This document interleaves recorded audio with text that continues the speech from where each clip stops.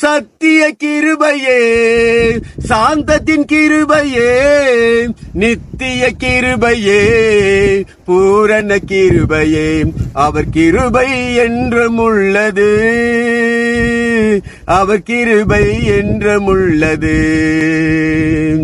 அவர் கிருபை என்றும் உள்ளது,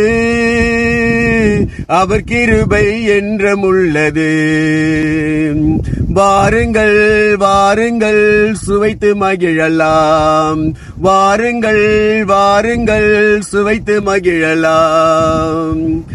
கர்த்தரின் வார்த்தைகள் சத்தியமே, அவரின் கிருபை நிச்சயமே. வார்த்தையை விடுத்து உன்னை பூரண குணமாக்குவார், வார்த்தையை விடுத்து உன்னை பூரண குணமாக்குவார், அவர் கிருபை என்றும் உள்ளது.